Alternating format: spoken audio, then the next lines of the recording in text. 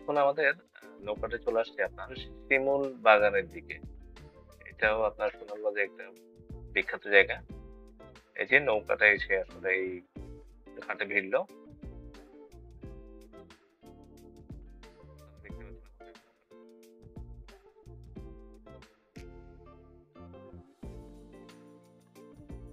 থেকে আস্তে আস্তে আমরা মানে শিমুল বাগানের দিকে যাব।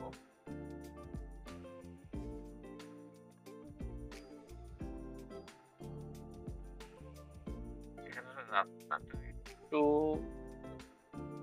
উঁচু নিচু, যেহেতু আপনার ওই যে শিমুল বাগান দেখা যাচ্ছে। এই জায়গাটা দেখেন, এই জায়গাটা হলো খুব মানে বালুর মাঠের মধ্যে যেতে হয়। তো এই সোজা গেলে আপনি কিন্তু হেঁটে যেতে পারেন।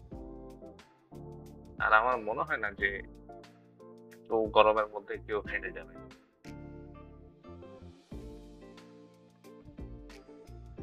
ওই যে সামনে দেখতে পাচ্ছেন, এখানে কিছু অটোরিকশা আছে। মানে এগুলা আপনাকে ওইদিকে নিয়ে যাবে। তো সবাই একটু ঘুরিয়ে নিয়ে যায়। এই যে আপনার এই সাইডে সোজা সামনে রাস্তা।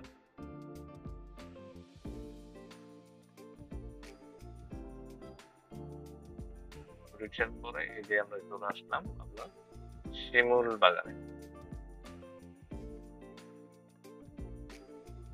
ওই যে সোজা যে জায়গাটা দেখতে পাচ্ছেন টিনের ঘর, ওখান থেকে আমরা অটোরিকশায় উঠছি। অটোরিকশায় উঠে এই জায়গা থেকে মানে সোজাসুজি যে বামে একটু ঘুরে নিয়ে যায় আরকি। কারণ বালি থেকে তো আর অটোরিকশা যাবে না।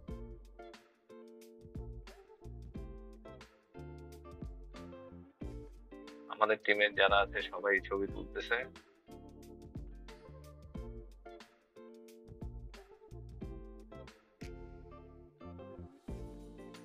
ওকে, এই হলো আমাদের অটোরিকশা।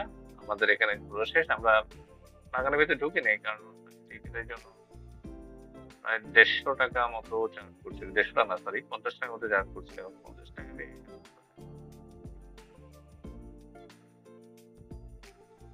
ও আরেকজন ছুটে গেছেন আমাদের।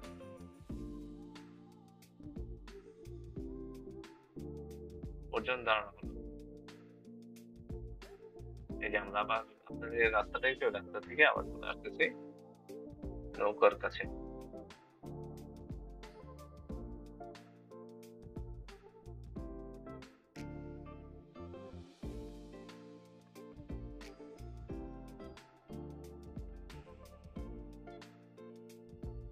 আসলে এখানে দেখার মতো এই জায়গায় তেমন কিছু নাই। এটাই আছে আপনার নদীটাই মানে এমন। যেহেতু শিমুল বাগানে গেলাম, তাই শিমুল বাগানে একটা ভিডিও আপনাদের জন্য নিয়ে আসলাম। অটোরিকশা থেকে নামা হলো। এই যে আমাদের টিমে যারা ছিল ওরাও আরেকজন মোটামুটি নৌকা, মানে একই নৌকাতে একসাথে প্রায় ১৬-১৭ জন গিয়েছিলাম।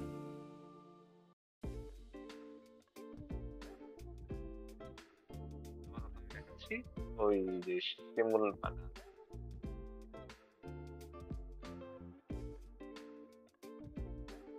আমরা হেঁটে হেঁটে আবার আমাদের নৌকার দিকে চলে যাচ্ছি।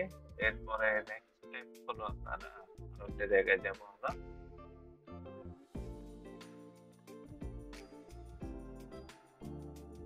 আসলে বালুগুলো আর অনেক গরম। এখান থেকে অনেকজনকে দেখছি যে শর্টকাটে চলে যাচ্ছে, কিন্তু আমাদের গোসল হয়নি। তো এই জন্য আর অটো রিক্সা বা টেসলা রিক্সা ব্যবহার করেছি।